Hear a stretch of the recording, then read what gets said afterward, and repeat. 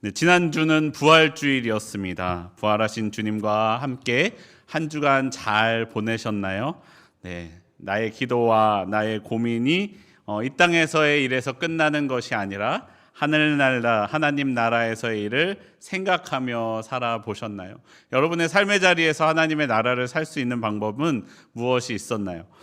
물론 그것이 내가 단번에 순간적으로 순식간에 되지는 않았겠지만 부활의 주님의 능력으로 또다시 한번 도전해 보셨나요?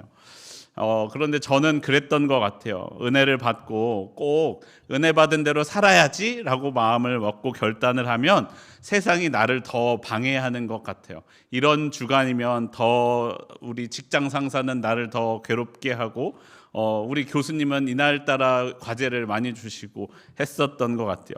이번 주 따라서 이상하게 몸은 더 힘들고 피곤하고는 합니다. 꼭 그리고 이럴 때 아파서 제대로 하지 못하기도 합니다. 슬슬 이제 밖에 벚꽃이 피어가는 것을 보니 중간고사도 점점 다가오고 있지요. 네, 그 시험들 가운데 잘 이겨내고 계신가요? 여러분 그래도요 포기하지 마십시오. 말씀드렸잖아요. 부활의 능력이 우리 가운데 있습니다. 실패해도 실수해도 잘 안 돼도 괜찮습니다. 잘 안 되는 것 같아 보여도 다시 하면 됩니다. 다시 일어서는 일을 멈추지만 않는다면 반드시 결국에는 승리하는 삶이 될 것이다 라고 우리에게 말씀하시는 하나님의 능력을 경험하는 우리들이 되기를 원합니다. 오늘 본문에서는요, 우리가 그런 부활의 삶을 살아가기 때문에 가장 어려운 관계 가운데 어떻게 해야 될지에 대하여 가르쳐 줍니다. 여러분 어떤 관계가 가장 어려우신가요? 그중 하나가 아마 부모와 자녀와의 관계, 그리고 직장에서의 상사로서 이야기되지만 오늘 본문에서는 종과 주인과의 관계에 대하여 말씀하고 있습니다. 에베소서에서도 이 말씀을 언급한다라는 것은 다시 말하면은 이 문제가 오늘 내일의 문제가 아니고 이미 이때 초대교회 때도 문제가 되고 있었다는 것을 보여줍니다. 이 편지를 받는 공동체의 이 신자들 가운데에서도 부모와 자녀와의 관계, 그리고 그 당시였기 때문에 더 있었을 주인과 종과의 관계에서 문제가 있었다라는 것을 말씀하고 있습니다. 그렇기 때문에 그에 대한 올바른 하나님의 뜻은 무엇인가를 가르쳐줄 필요가 있는 것이죠. 말씀드린 것처럼 이것은 내 현실의 삶의 문제일 뿐만 아니라 그냥 삶의 문제에서 끝나는 것이 아니라 곧 신앙의 문제이기도 합니다. 사실 여러분의 삶의 모든 문제는요, 신앙의 문제예요. 세계관의 문제고 우리의 중심의 문제입니다. 내 삶이 곧 나의 신앙을 보여주고 내 신앙을 증거해 주는 것이기 때문입니다. 더군다나 나의 본 모습은 나와 더 가까운 우리의 형제와 자매, 그리고 부모와 자녀 간에, 그리고 내가 현실적으로 처해 있는 주인과 종과 같은 문제 가운데 더욱더 도드라지게 나타나고는 합니다. 내 일상적인 그런 삶의 상황들 가운데 우리는 어떻게 신앙을 지켜나갈 수 있을까요? 먼저 첫 번째로 6장 1절부터 3절까지의 말씀 우리 함께 다시 한번 보도록 하겠습니다. 우리 함께 한 목소리로 읽습니다. 시작. 자녀들아,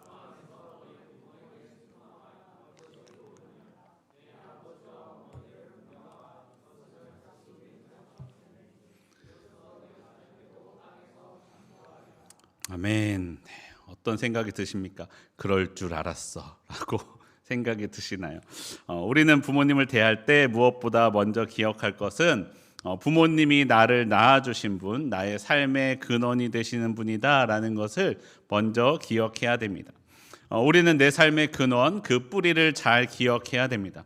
그래서 오늘 말씀은 우리 가운데 자녀된 사람들에게 이야기합니다. 너희의 부모에게 순종하여라. 이것이 옳으니라. 내 아버지와 어머니를 공경하여라. 이것이 약속 있는 첫 계명이다. 그리하면 네가 잘되고 땅에서 장수하리라 라고 말씀하고 있습니다. 여러분, 우리가 잘 알고 있는 계명인 10계명에서는 하나님과 사람과의 관계를 말씀하고 있는 4개의 계명과 그리고 이어서 나오는 사람 사이의 관계에 대하여 말씀하고 있는 6개의 계명이 있습니다. 그리고 그 6개의 계명 중에 가장 첫 번째로 말씀하고 있는 것이 바로 부모님을 공경하라라는 것입니다.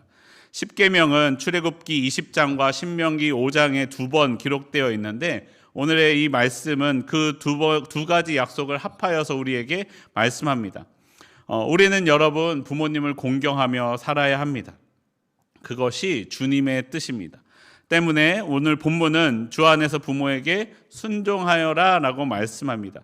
예수님도 마태복음 15장에서 하나님께 드리는 예물이 되었다라고 말하면서 부모님에게 드릴 것이 없다라고 말하는 바리새인들과 서기관들의 잘못을 지적하고 계시죠.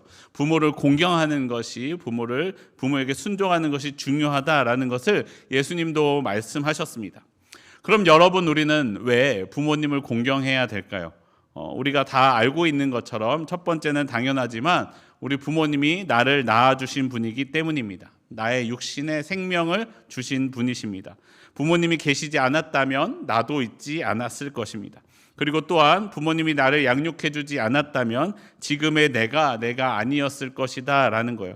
나의 존재는 부모님으로부터 왔다는 것을 기억해야 됩니다. 내 삶의 근원을 기억한다면 당연하게도 부모님을 공경하는 것이 맞습니다. 그리고 두 번째로 내가 부모님을 공경해야 하는 이유는 우리가 나도 언젠가는 부모가 되고 혹 여러분 중에 누군가가 결혼을 하지 않고 자녀를 낳지 않아 부모가 되지 않는다고 할지라도 내가 속한 모임과 그룹에서는 언젠가는 부모와 같은 역할을 맡게 될 것이기 때문입니다. 그때 나를 위하여 준비하는 것입니다. 내가 부모님을 공경하지 않으면 나의 자녀들도 부모된 나를 공경하지 않을 것입니다. 내가 삶으로 먼저 보여주는 것, 그것이 부모 공경의 이유입니다. 여기까지의 이야기는 세상에서 이야기하는 것과 같죠. 세상에서도 이렇게 이야기합니다. 하지만 성경에서는 세 번째의 이유가 하나 더 있습니다. 그것은 부모님이 하나님을 상징하는 분이기 때문에 그렇습니다. 우리는 부모님으로부터 왔고 부모님은 또 할아버지와 할머니, 조부모로부터 또 그 아버지와 어머니, 그의 아버지와 어머니 올라가고 또 올라가다 보면은 결국에 우리의 부모님의 부모님은 하나님이십니다. 누가복음 3장의 족보를 보시면요, 거슬러 올라가서 결국엔 하나님까지 이르러 말씀하고 있습니다. 그리고 성경의 표현대로 우리는 하나님의 자녀된, 양자된 하나님의 자녀들입니다. 하나님을 아버지로 부르는 사람들입니다. 오늘 했던 찬양에서도 나오잖아요. 아바 아버지, 아빠 아버지라고 우리가 부릅니다. 육신의 아버지 어머니를 공경하지 못하면 하나님 아버지를 공경하기는 쉽지 않은 일이다라는 것이에요. 제가 제자훈련 때만 이야기했지만 군대에서 큐티 모임을 했던 적이 있습니다. 대단하지 않습니까? 군대에서 큐티 했어요. 반응이 없지만, 네. 밤마다 그 피곤한 몸을 이끌고 밤 10시에 취침 점호 시간이 되면은 다들 잠에 들었을 때 한 4-5명이 모여서 함께 말씀을 나누고 기도하는 모임을 하고는 했습니다. 어디서 모였냐면 목욕탕 탈의실에 둘러 앉아서 그 모임을 했어요. 다행히 저희 중대장님이 허가해 주셔서 그렇게 모였었는데 그때 함께 큐티하던 사람 중에 한 후임이 아들 군번인데 1년 저보다 늦게 들어온 친구예요. 그 친구가 저한테 이렇게 물어보는 거예요. 정의호 병장님, 저는 하나님 아버지라는 말이 입으로 나오지 않는데 이게 왜 그럴까요? 라고 물어보는 거예요. 물론 이렇게 물어보진 않았죠. 요는 쓰지 않으니까. 그렇게 이야기하는데 저는 그것을 들을 때에 이것이 단순한 말의 문제가 아니라 영적인 문제임을 알 수가 있었습니다. 먼저는 우리가 그런 일이 있을 때 나의 영적인 상태가 좋지 않아서 하나님을 아버지라고 부르지 못하는 경우도 있을 수 있습니다. 그리고 다른 경우는 그 외에 다른 인간적인 관계가 그 아버지라고 부르는 것을 막는 경우에 발생하는 문제가 있을 수도 있죠. 그래서 그 친구한테 물어보았습니다. 너 혹시 아버지와의 관계는 어떠니? 그러니까 아무 말도 하지 않고 네, 알겠습니다 하고 그냥 끝내더라고요. 무언가 더 이야기하고 싶지 않은 일들이 그 집에 있었던 거죠. 그렇기 때문에 그 친구는 실제로 아버지와의 관계가 좋지 않았고 하나님을 아버지라고 부르는 것에 대한 심정적인 거부함이 있었던 거예요. 때문에 우리 오늘 했던 찬양처럼 하나님을 아버지라고 고백하는 찬양에서도 은혜를 받을 수가 없고 하나님을 아버지라고 말하는 설교에서도 은혜를 받을 수 없었겠죠. 그것이 이미 오래전이고 군을 전역한 이후에도 따로 연락을 하지는 않았으니까 어떻게 됐는지는 알 수 없지만 그 친구가 부모님과의 관계가 좋아졌기를 바라봅니다. 여러분 혹시 여러분 가운데서도 부모님과의 관계가 어려운 분들이 있으신가요? 여러분 사실은 쉽지 않습니다. 부모님과의 관계가 사실은 많이 어려워요. 그런데 여러분 그 부모를 공경하는 것, 부모님께 순종하는 것이 하나님과의 관계에도 영향을 미친다라는 것이에요. 여러분 혹 여러분 중에 그 어려움이 있으신 분이 있다면 그 관계를 놓고 하나님 앞에 기도하시기를 바랍니다. 나와 부모님 사이에 하나님께서 역사하시기를 바랍니다. 부모님을 바라보는 나의 눈이 바뀌고 내 삶이, 부모님을 대하는 나의 삶이 바뀌게 될 거라는 거예요. 여러분 혹은 여러분의 부모님들 중에서 교회 생활이나 신앙 생활을 막으시는 분이 있다고 할지라도 순종하는 마음으로 기쁘게 그들을 위하여 기도해 주십시오. 그 가운데 하나님의 역사하심이 나타납니다. 여러분 우리가 그 가운데 순종해야 됩니다. 쉽지 않겠지만 어렵겠지만 순종을 결단하고 그냥 되어서 하는 순종이 아니라 결단하고 작정하여서 행해야 되는 순종이라고 말씀합니다. 우리가 말씀대로 내 생명의 근원이신 부모님과 하나님을 기억하고 그 말씀에 순종하여 부모님을 공경하는 저와 여러분의 삶이 되기를 원합니다. 왜냐하면 나의 삶의 근원이 되시는 하나님으로 인하여 지금의 내가 있게 하신 나의 부모님을 사랑하고 공경하는 삶이 되기를 원합니다. 혹 내가 바라는, 내가 더 고대하고 기대했던 이상적인 부모님이 나의 부모님이 내가 바라던 이상적인 부모님의 모습이 아니라고 할지라도 여러분 그 부모님도 여러분을 진심으로 사랑하고 계시다는 것을 늘 잊지 않았으면 좋겠습니다.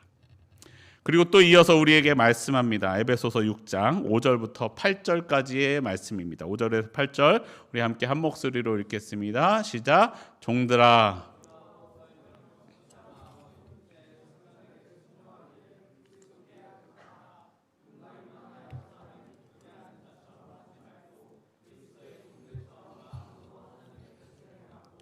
기쁜 마음으로 섬기기를 주께 하듯 하고 사람들에게 하듯 하지 말라. 이는 각 사람이 무슨 선을 행하든지 종이나 자유인이나 주께로부터 그대로 받을 줄을 알미라. 아멘.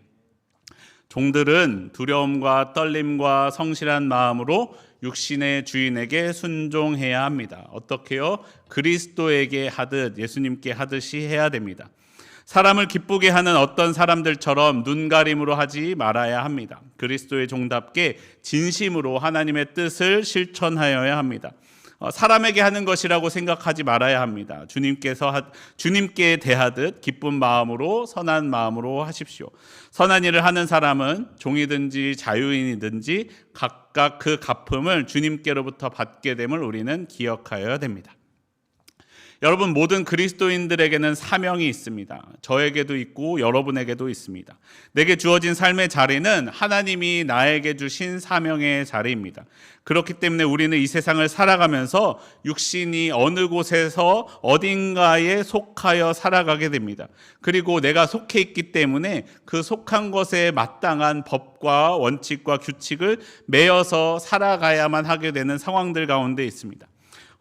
우리 성원 형제가 그때 나라 퀴즈쇼에서 이야기했던 것처럼 공무원은 정치적 발언을 하지 못하는, 공무원이기 때문에 지켜야만 하는 법들이 있죠. 목회자도 동일해요. 목회자도 정치적 발언하면 안 됩니다. 어느 정당에 들어가거나 어느 정당을 응원해서는 안 됩니다.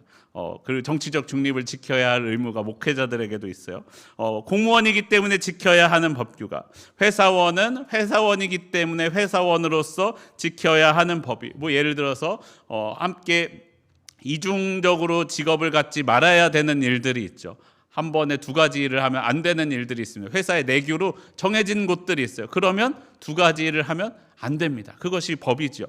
그리고 학생은 학생이기 때문에 지켜야 할 법이 있고, 저도 목회자이기 때문에 목회자로서 지켜야 할 법과 질서가 있습니다. 성경은요, 그런 나에게 말씀합니다. 그 안에서 성실한 마음으로 그 법에 순종하십시오. 우리는 하늘에 속한 하나님 나라에 속한 사람들입니다. 그리고 동시에 이 세상에 속한 사람들이다라는 것이에요. 그렇기에 우리는 하늘의 법을 지켜야 합니다. 그리고 내가 속한 곳의 법과 규칙과 질서를 지켜야만 합니다. 성경은 그런 나에게 말씀합니다. 그 안에서 성실한 마음으로 그 법에 순종하십시오. 여러분, 우리는 하늘에 속한 하나님의 나라에 죄송합니다. 우리는 죄송해요. 한 줄 넘어갔네. 우리가 순종할 때에 믿지 않는 사람과 똑같이 순종해서는 안 된다라는 거예요. 그들도 법을 지킵니다. 그들도 규칙을 지켜요. 그런데 우리도 법을 지키는데 단순하게 그냥 지키는 것에서 그치는 것이 아니라 기쁜 마음으로 주님께 대하듯이 그 법에 자발적으로 순종해야 된다는 것이요. 왜요? 그 자리는 그 사람이 준 것이기도 하지만 동시에 하나님께서 나에게 주신 사명의 자리이기 때문입니다. 하나님이 나를 보내신 사명의 자리이기 때문입니다. 하나님의 사명의 자리에서 하나님을 기억하면서 하나님의 뜻을 행하는 자녀에게 하나님이 복으로 갚아주신다 말씀하십니다. 하나님이 내게 주시는 그 사명은 때로는 다른 사람보다 클 수도 있고 작을 수도 있지만 하나님은 각자에게 맞게 주시고 그 주어진 대로 찾으시고 찾으신 대로 갚으신다는 것을 잊지 말아야 합니다. 여러분, 때로는 그런 사람들이 있어요. 지금 내가 있는 자리가, 내가 있는 이 사명의 자리가 사실 내가 꿈꾸고 바라던 자리는 아닐 수 있어요. 나는 이 정도에 있을 사람이 아닌데 라고 말하고 생각하는 사람이 있을 수 있습니다. 하지만 여러분, 그래 보여도 그 자리에서 충성하는 것이 하나님이 나에게 바라시는 사명입니다. 그리고 그 일을 순종하는 나를 통하여 하나님은 그곳 가운데 하나님의 일을 이루어 가십니다. 하나님은 지금 내 삶에 하나님의 뜻을 이루시는 분입니다. 여러분, 생각해 보십시오. 제가 이 강단에 서 있으면서 여러분을 보면서 나는 이 정도 청년부에 있을 사람이 아닌데, 나는 한 500명쯤 모이는 데 있어야 내가 여기 있을 사람이 아닌데 하면 내 마음이 어떻겠어요? 기쁨으로 순종할 수 있겠어요? 없겠어요? 없다는 거예요. 하나님이 나를 여기 세우셨다는 것은 내가 여기에 있어야 할 이유가 있고, 내가 여기서 할 일이 있고, 내가 여기서 배워야 할 것들이 있고, 내가 여기에 보내신 하나님의 뜻이 우리 가운데 있다는 것을 늘 잊지 말고 살아야 됩니다. 그렇기 때문에 나는 여기에 있을 때 교회에서 월급 주니까 해야지 하고 그냥 하고 복종하는 것이 아니라 기쁘게 하라는 거예요. 여러분, 일을 할 때요, 기쁘게 하세요. 여러분, 일할 때 기쁘세요? 아니죠. 일할 때 기쁜 사람 몇 명 있겠어요? 그런데 여러분, 생각해 보십시오. 여러분, 그 일을 얻을 때, 그 일을 취직을 결정할 때 어떤 마음으로 시작했는지를 생각해 보세요. 내가 이 일을 왜 시작했지? 내가 이 일을 처음 시작했을 때 어땠지? 내가 이 일을 구했을 때 어떤 마음으로 얼마나 기뻐했고 얼마나 생각했는지, 아니면 내가 이 일을 하지 않으면 안 될 만큼의 내 삶이 얼마나 쫓겨왔었는지를 생각한다면 지금 내 자리가, 그 자리가 얼마나 기쁨의 자리인지 생각해 볼 수 있습니다. 여러분, 때로는요, 내가 서 있는 그 자리가 기쁨이 나오지 않을 수도 있어요. 하나님, 도대체 여기서는 기쁨이라고는 요만큼도 찾을 수 없습니다라고 할 때가 있어요. 세상의 법에서는요, 그냥 눈앞에서만 잘 따르면 됩니다. 세상의 법은요, 상사 앞에서 상사의 명령만 잘 따르면 돼요. 마음은 그렇지 않아도 그냥 몸만 그렇게 해도 세상은 상관이 없어요. 세상의 법에 적촉되지는 않아요.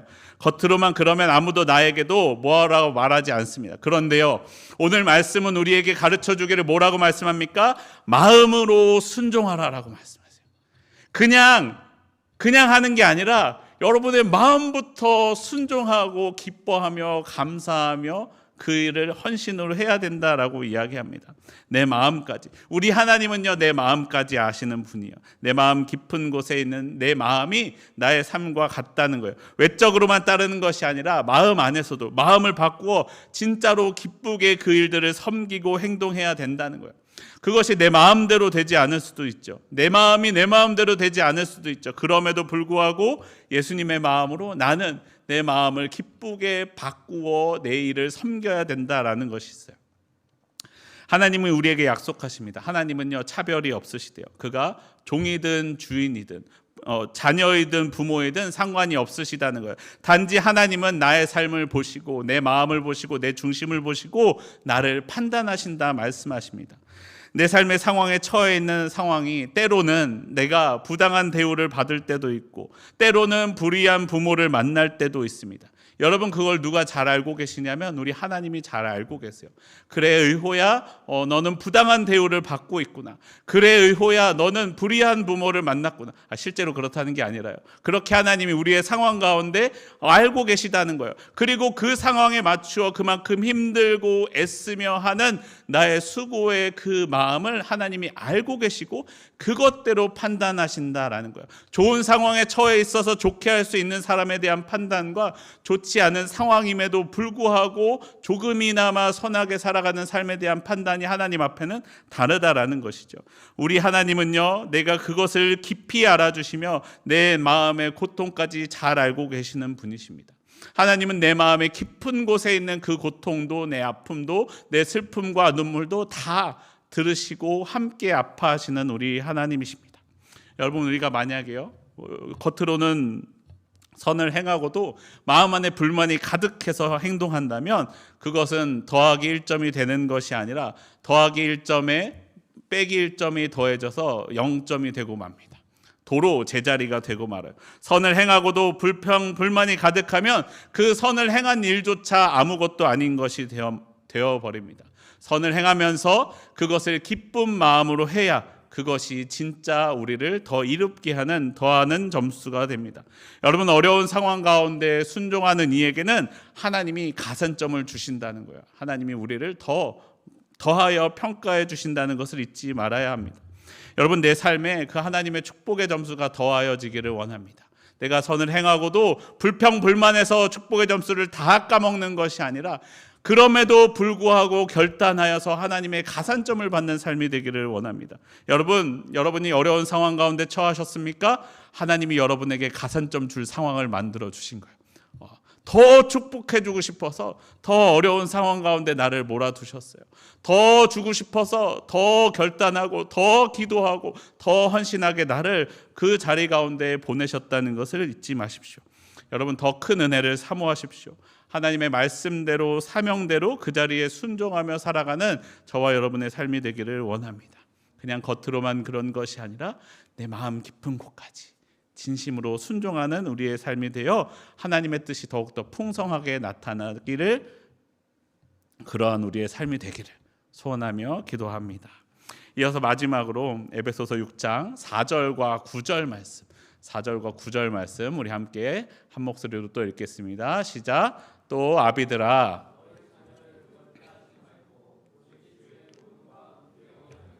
구절입니다. 상전들아,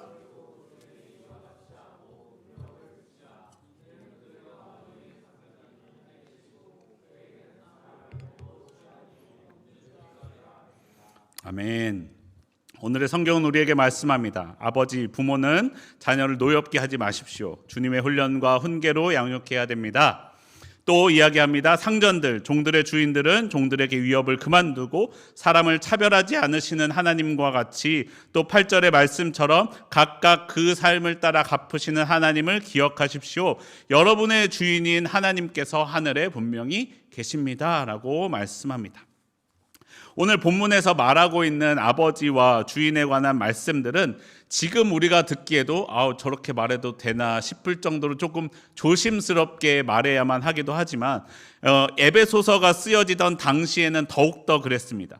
그 당시에 남자 아버지에게 모든 권력이 집중되어 있는 가부장적인 사회에서 그리고 아버지가 자녀를 노엽게 하지 말라라고 이야기합니다. 보통은 부모님을 노엽게 하지 말라라는 것이 보통이죠. 그런데 반대로 자녀가 아닌 부모님이, 특히 아버지가 자녀를 노엽게 하지 말라라고 오늘 말씀 가운데 말씀하고 있습니다. 또 상전들, 종들의 주인들을 향한 말씀도 그렇습니다. 여러분, 당시의 종은요, 주인의 마음대로 할 수 있는 소유물과 같았어요. 그냥 물건인 거예요. 제가 어떤 종을 부리는 것이 제가 설교할 때 이 아이패드를 쓰는 것과 다를 바가 없다는 거예요. 가축을 쓰는 것, 소나 말을 쓰는 것과 종을 쓰는 것이 그 당시에는 다를 바가 없었던 상황이었습니다. 종의 삶은요, 종의 삶과 죽음은 오직 주인의 결정에 달려 있었어요. 하지만 성경은 그렇게 대하는 것을 그치라라고 말씀하고 있는 것입니다. 성경이 우리에게 말씀하고 있는 것은 내 삶에 하나님의 뜻이 나타나야 된다라고 말씀합니다. 그런데 그것을 누군가가 연약해서 말씀을 지켜야만 하기 때문에 지키는 것이 아니라, 혹은 지킬 것이 많은 사람들에게만 해당되는 말씀이 아니었다는 거예요. 오히려 아무런 법도 지키지 않아도 되는 사람에게, 그리고 아무런 저항도 없이 내 마음대로 해도 되는 그 사람에게 하나님은 그들에게도 법을 주시고 하나님의 말씀을 더욱더 강하게 적용시키십니다. 그리고 하나님께서 그의 삶에 갚으시겠다고 말씀하십니다. 우리는 이 세상의 법을 적용받지 않는 존재라고 할지라도 하나님의 법에 있어서는 그 법 아래에 있는 존재임을 늘 기억해야 됩니다. 여러분, 우리는 잊지 말아야 됩니다. 내가 세상의 돈과 같은 물질을 많이 소유하고 세상적으로 더 큰 힘을 얻어가고 세상에서 명예가 높아질수록 하나님은 나에게 더 많은 일들을 요구하십니다. 내 힘이 많아져서 세상 모든 사람들이 나를 함부로 대할 수 없는 존재가 되어갈수록 하나님은 나에게 더 많은 것을 요청하신다는 것을, 하나님은 나에게 더 많은 평가를 원하신다는 것을 기억하여야 됩니다. 왜냐하면요, 우리 하나님은요, 모든 일과 모든 지위와 모든 권력과 모든 물질 위에 주인 되시는 분이기 때문에 그렇습니다. 여러분, 우리가 어떤 상황 가운데서도 잊지 말아야 할 것은 그보다 더 위에는 하나님이 계시다는 거예요.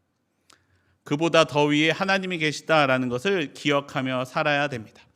여러분, 우리 요즘 국회의원 선거를 하고 있습니다. 혹시 어제까지 진행되었던 사전 투표 다 진행하셨나요? 안 하신 분들은 꼭 수요일날 진행되는 본투표에 꼭 참여하시기를 바랍니다.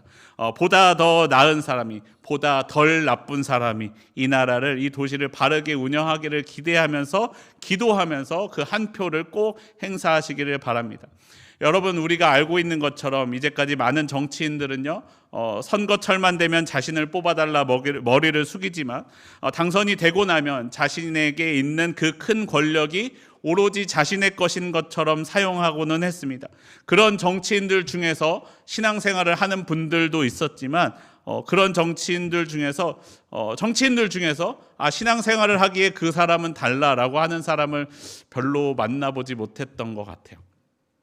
그런데 여러분, 우리가 선거에 적극 참여해서 아까 말씀드렸던 것처럼 조금 더 나은, 그리고 조금 덜 나쁜 사람이 되기를 힘써 주시기를 바랍니다. 또한 선거 후에는요, 우리가 그렇게 결정하고 선거하고 투표했기 때문에 그 말한 대로, 그 사람이 자신이 말한 대로 그 일을 잘 집행하는지도 지켜보는 것이 그리스도인의 우리의 의무입니다. 여러분, 우리는 선거에 참여하고 그들을 잘 지켜봐 주는 것이 필요합니다.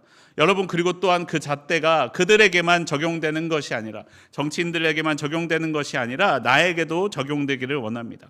적어도 내가 다른 사람을 판단하는 만큼, 쟤는 저래서 안 되겠어, 쟤는 저러니까 하나님의 축복받겠네 라고 하는 그 판단의 기준이 내 삶에서 하나님의 뜻을, 거룩을 이루어가는 것에 사용되기를 원합니다. 어떤 악한 국회의원처럼 사람들 앞에서 수많은 공약들을 저질러 놓고서는 당선된 후에는 나 몰라라 하는 사람처럼 되는 삶이 아니라 하나의 결단과 헌신에 충성된 삶을 살아야 된다라는 것입니다. 여러분, 우리가 하나님 앞에 기도할 때 그럴 때 있지 않습니까? 하나님, 내가 이것도 하고 저것도 할게요, 이거 해주세요 라고 하나님께 기도하는 것 자체가 나쁘다고 생각하지는 않아요. 그런데 그것을 지킬 마음 없이 그냥 저질러서는 안 된다는 거예요. 그것을 지키기 위해 힘쓰고 애쓰고 도전하고 노력하고 포기하지 말고 끝까지 그렇게 해야 된다는 거예요. 그럴 때 우리의 삶의 자리가 우리의 위에 계신 하나님을 기억하는 자리가 된다는 것입니다. 여러분, 우리가 주님의 자녀가 되기를 원합니다.